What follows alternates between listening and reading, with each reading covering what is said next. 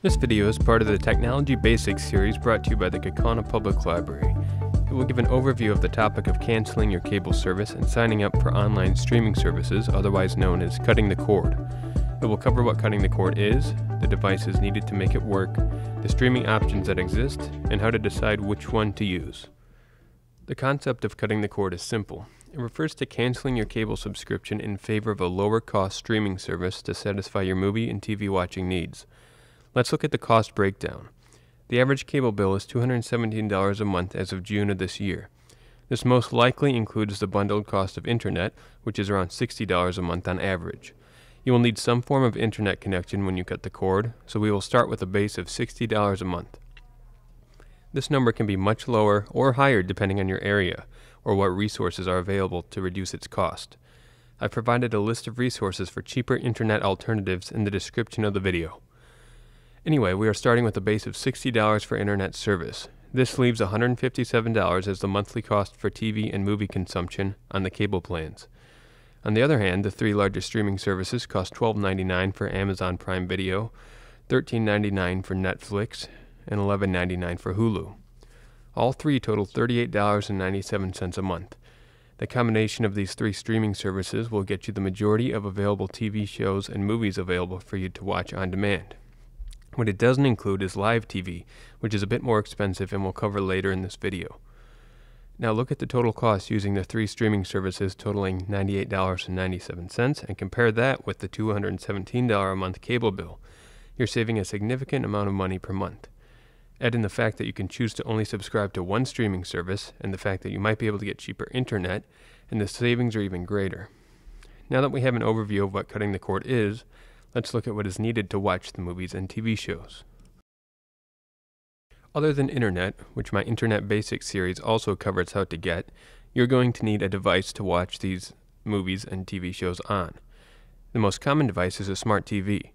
Smart TVs usually have apps included like Netflix, Hulu, or Amazon Prime TV. Commonly, the remotes contain shortcuts to these apps. If you don't know if your TV is a smart TV, check the menu on your remote for these options. If your TV isn't a smart TV, it's fine. There are what are known as streaming sticks that can effectively turn your TV into a smart TV. These are a one-time cost of about $30 to $40.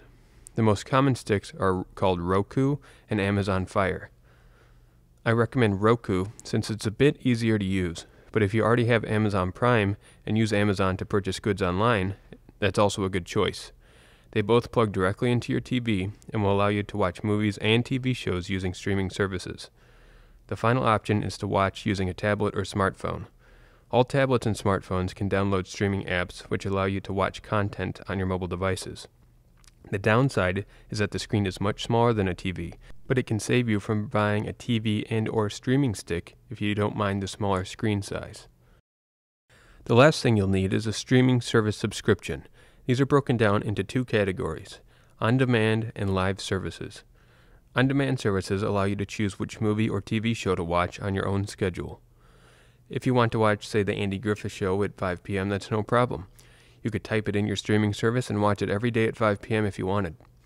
Live TV is what you're most likely used to.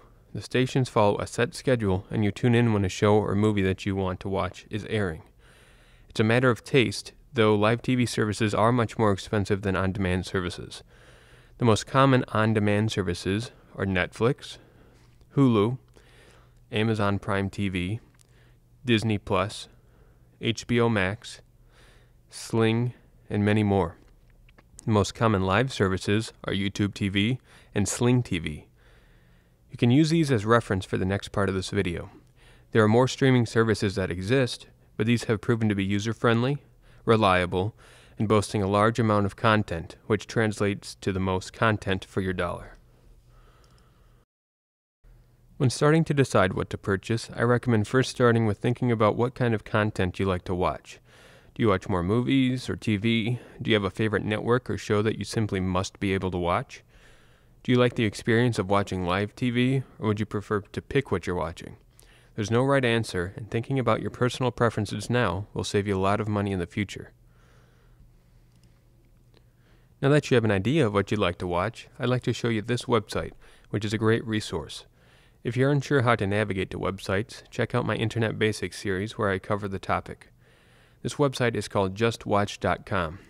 It allows you to type in the name of a movie or TV show you'd like to watch, and will show you the streaming services the show or movie is on.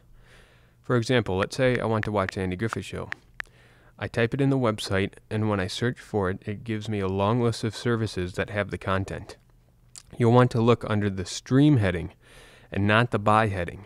Streaming means it is included with the subscription price for the given service. For example, Amazon Prime Video is listed here. It is the most popular of the listed streaming apps. I'd write that down on a piece of paper to remember it later. Next, let's say I want to watch Hell's Kitchen, the cooking show. I type that in, and I notice that Amazon Prime Video isn't listed under the streaming section, only under the Buy section. To stay on a budget, we'll want to make sure all of our shows are in the Stream section. The most popular streaming site listed here is Hulu, so I'd write that down. Keep doing this process for every show or movie you think you might want to watch, using my most popular streaming services as a guide for which service to write down that I mentioned in the previous section. Then look at which streaming services you wrote down most frequently. This is probably the best service for you to use to make the most of your money. If your budget allows for it, you can always get multiple streaming services. If you have any questions about this video or anything related to technology in general, please don't hesitate to call the Kaukauna Public Library at 920-766-6340 to set up a one-on-one appointment. At the time of uploading this video, our in-person one-on-one sessions are unavailable. However, you can still receive help either over the phone or via a Zoom call. Thank you for watching.